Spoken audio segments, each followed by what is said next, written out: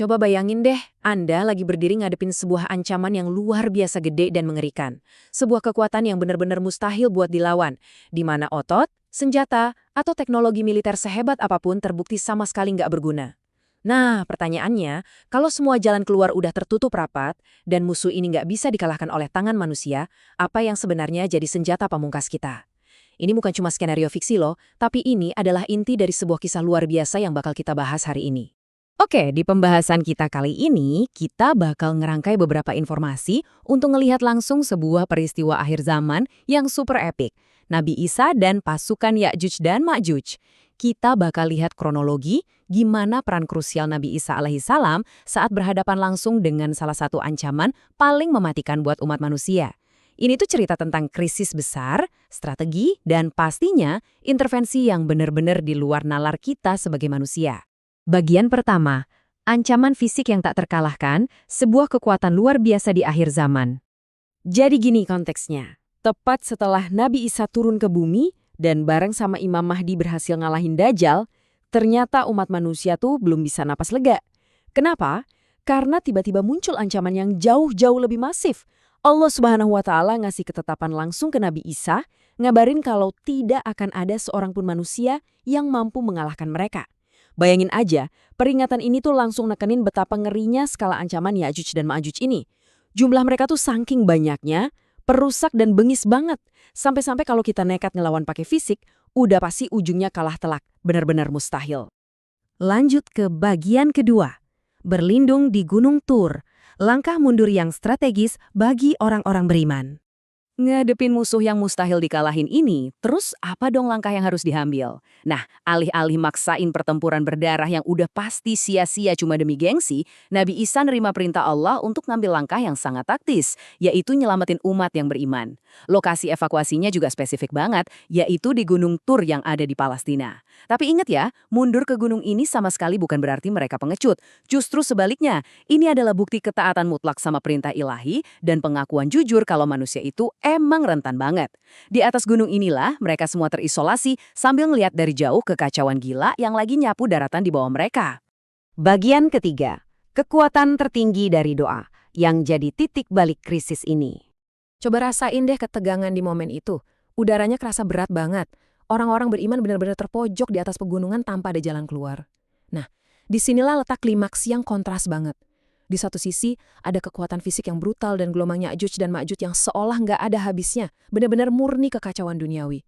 Tapi, sebagai penawar dari semua teror itu, kita ngelihat keheningan dan fokus yang luar biasa dari sebuah doa. Tanpa senjata, tanpa bala tentara, Nabi Isa ngeluarin senjata pamungkasnya.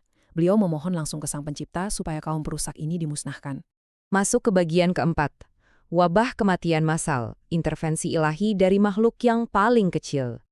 Dan tahu nggak sih, jawaban dari doa yang dipanjatin di Gunung Tur tadi benar-benar di luar dugaan kita semua. Biasanya kan kita mikir intervensi ilahi itu bakal kayak kiriman ribuan malaikat bawa pedang api dari langit gitu kan. Nah, di sini kita keliru besar. Allah ngerespons doa itu justru dengan ngirim sebuah wabah berupa serangga atau semacam ulat kecil. Ini tuh ngasih lihat sebuah ironi kosmis yang keren banget. Pasukan raksasa yang nggak bisa ditembus pedang manapun justru hancur lebur dalam sekejap dari dalam tubuh mereka sendiri, diserang sama makhluk yang super kecil dan nyarisnya kelihatan. Kematian kaum Ya'juj dan Ma'juj itu terjadi instan, massal, dan menyeluruh. Tapi tunggu dulu, masalahnya belum selesai.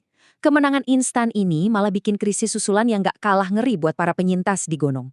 Bayangin realitas yang ada di depan mata mereka. Miliaran mayat raksasa sekarang nutupin hampir setiap inci permukaan bumi. Dampak langsungnya, bau busuk pembusukan yang super nyengat dan benar-benar nggak tertahankan. Manusia jelas nggak bisa hidup normal di kondisi kayak gitu. Ini udah jadi krisis lingkungan skala global loh. Bagian kelima, proses pembersihan bumi untuk mengembalikan keseimbangan dunia. Langsungan hidup manusia lagi-lagi terancam karena bumi yang tercemar parah ini. Dan sekali lagi, Nabi Isa ngambil peran sebagai pemimpin. Alih-alih nyuruh sisa manusia turun gunung buat kerja bakti massal buangin mayat, yang mana nggak mungkin banget kan, beliau balik lagi manjat doa kedua buat minta pertolongan pembersihan. Proses pembersihan dari Allah ini benar-benar sinematik. Langkah pertama, Allah ngirim kawanan burung raksasa berleher panjang dari arah barat. Langkah kedua, burung-burung ini ngangkutin jasad raksasa itu dan ngebuangnya jauh ke dalam laut. Terakhir, langkah ketiga, Allah nurunin hujan lebat yang nyapu bersih bersih sisa-sisa kotoran sampai bumi benar-benar bersih. Dan ajaibnya, daratan itu kembali jadi subur banget. Bagian ke-6, makna kepemimpinan spiritual, pelajaran penting yang bisa kita petik dari kemenangan ini. Nah, cerita skatologis ini mungkin kedengerannya kayak cuma catatan peristiwa besar di akhir zaman ya. Tapi pertanyaannya, kenapa sih ulasan ini penting banget buat kita dengerin sekarang? Poin krusialnya ada di sini. Nabi Isa ngajarin kita soal kepemimpinan spiritual tingkat tinggi. Kemenangan mutlak atas musuh yang mustahil dikalahin itu nyatanya didapat tanpa satupun pukulan fisik.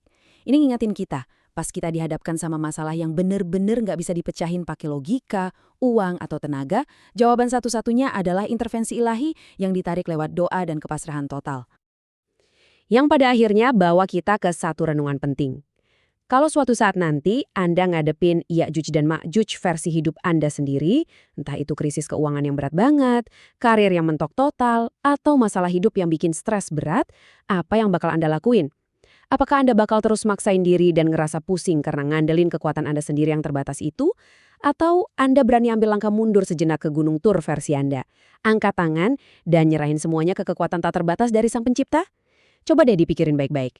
Makasih banyak ya udah gabung di pembahasan kita kali ini. Terus belajar, terus merenung, dan sampai jumpa di ulasan menarik berikutnya.